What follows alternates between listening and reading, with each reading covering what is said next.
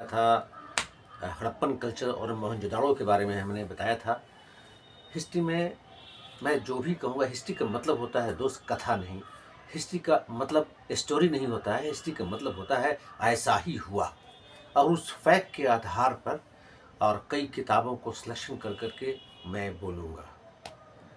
History में मैंने बताया था कि हम आर्यन के बारे में बता रहे थे कि आर्यन कैसे आए, और हमारा जो शहरी एक टाउनशिप वाला हमारा कल्चर था हड़प्पन कल्चर।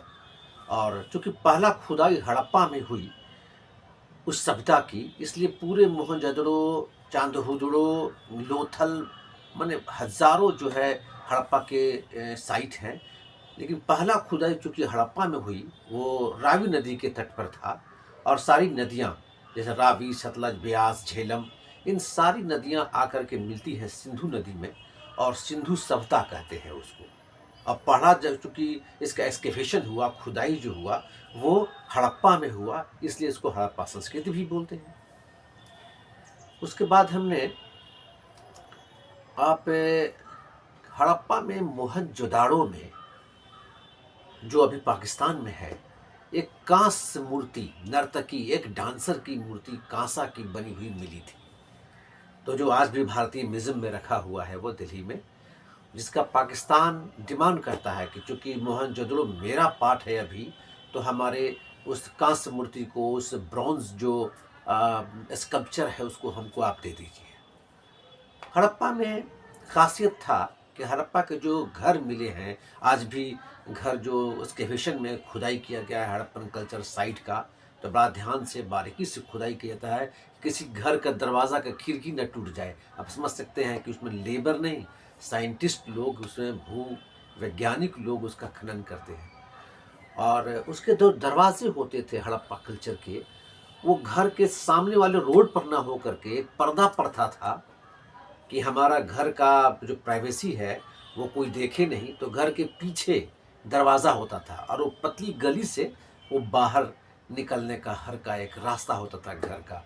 लेकिन इसका कुछ अपवाद भी है, कई जगह ऐसा है, जैसे लोथल एक गोदीवाड़ा है जिसका मेन रोड पर, हर घर का मेन रोड पर दरवाज़ा है। हर घर में कुआं तो होते ही थे। और कंपटीशन में पूछता है, एस्पिरेंट जो है बीपीएससी के या फिर अपर लेवल आईएएस के एस्पिरेंट हैं, कई बार ये क्वेश्चन पूछता है कि हड़प्पा में किस रंग का पीचर यानी घड़ा मिला है, किस रंग का होता है। तो एक मोटा मोटी आप याद रखें ताकि घौच पोच ना हो, आपस का मिक्स ना हो जाए। हड़प्पन कल्चर में घड़े जो होते थे वो लाल रंग के होते थे, और आर्यन में माने वैदिक पीरियड में घड़े जो होते थे वो काले होते थे। तो आपको इतने याद रखना है कि लाल रंग का घड़ा पर चित्रकारी काला का, और वही वैदिक पीरियड में जाएंगे आप तो काले रंग का घड़ा और लाल का चित्रकारी। तो आप एक ही याद रखें कि हड़प्पा कल्चर का जो घड़ा होता था वो काला होता था, तो मेन काला रहेगा और उस पर डिज़ाइन लाल का रहेगा, और वही आर्यन में उल्टा रहेगा। तो इसको आप एक याद कर लें कि हड़प्पा का जो पीचर या घड़ा होता था जो एक्सकेवेशन में मिला है वो काले रंग का होता था। डिज़ाइन तो दूसरे रंग का होगा ही, काला और लाल तो होता ही था।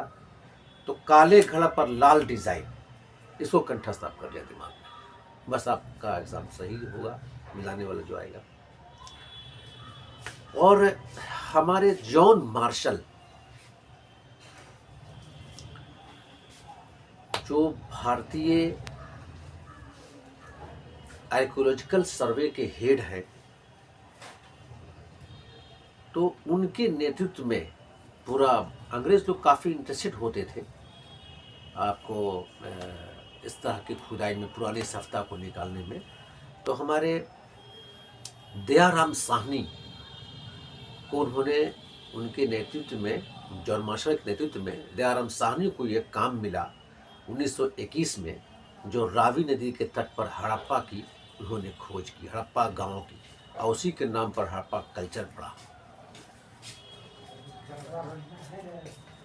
और फर्स्ट बार यहाँ अफगानिस्तान में आकर के बसे और मैक्स मुलर ने आर्यन को मध्य एशिया के से आए हुए बोला कि मध्य एशिया से लोग आए थे। आर वही जो वैदिक पीढ़िया का शुरुआत करते हैं। और आर जो है एक ग्रामीण कल्चर है, ये पशु पालन करते हैं, ये गायों को प्रमुख पशु मानते हैं, जिसमें कई तरह के शब्द मतभेद भी है कि ये आर जो है गाय को पालते थे, गाय के लिए युद्ध करते थे। यहाँ तक कि जो शब्द है गाय का, जैसे गौघन्या, गौवेशु, गोवंशु, गोधूली, अघन्या, ये सब शब्द गायों के लिए है। गोधूली वो समय दिखाने के लिए था कि जब गायें वापस आती हैं शाम संध्या के प्रहर में, तो गांव के गाय से जो धूली निकलती है और धूप जो है डाउन होते जाता है, सूरज सनसेट होता है, उसका नाम उन्होंने टाइमिंग गोधूली बेल हो गया, गोधूली बेला हो गया, गोधूली टाइम हो गया। तो उस टाइम को भी उन्होंने गाय से जोड़ा। अघन्या न मारने योग। फिर है गौघन्या, यानी गाय के लिए इन्होंने जो अतिथि आते थे, मेहमान आते थे, तो वो गाय का मांस खिलाते भी थे। और बाद में फिर गाय को पूजनीय बनाया गया, गाय को फिर वध नहीं करने की माना गया, क्योंकि कई वर्ड आया है, गोवंशु, गौघन्या, गवेष्टि। और गाय, दुधारू गाय का हत्या नहीं होता था, ये तो शुरू से ही था, पर बाद में गाय पूजनीय बनी। और इसमें कई मतभेद है। ऋग्वेदिक पीरियड, यजुर्वेद, सामवेद, अथर्ववेद, 4 वेद लिखे गए, तो ऋग्वेद सबसे प्राचीन है। ऋग्वेद में बताया गया है कि ऋग्वेद जो है उसमें 10 मंडल है। 7वें मंडल में, ऋग्वेद का जो 7वां मंडल है, उसमें दशराग युद्ध का चर्चा है, जिसमें सुदास और 10 जन कबीला का युद्ध हुआ, जिसमें सुदास की जीत हुई। और 10वें मंडल में ऋग के 4 वर्णों का उसका वर्णन है। 4 वर्ण में ब्राह्मण, क्षत्रिय, वैश्य और शूद्र। बाद में यही चारों जो है उनके काम के आधार पर जाति प्रथा में बदल गए, और ये इतना कठोर हो गया कि आज आप देख सकते हैं कि जाति प्रथा भारत में कितना जटिल है, एक दूसरे में शादी विवाह नहीं कर सकते। यही वैदिक धर्म था, बाद में यही ब्राह्मण धर्म कहा जाने लगा, बाद में यही फिर हिंदू धर्म कहा जाने लगा, और फिर ये तथाकथित शब्द एक और वर्ड आया, सनातन। हालांकि बौद्ध भी कहते हैं कि गौतम बुद्ध का दिया हुआ ये सनातन शब्द है, तो आज सनातन धर्म भी है। और ये आर्य जो है सोम रस पीते थे। आर्य जब वो खुशी और माहौल होता था, सोम रस, हो सकता है कि सोम रस आज का वो खजूर और ताड़ के जो ताड़ी निकलते हैं, शायद सोम रस इसी को फर्मेंटेशन कर करके वो पीते तो नहीं थे। सोम रस था जिससे वो मस्त हो जाते थे। और यही है, फिर मिलते हैं आपको।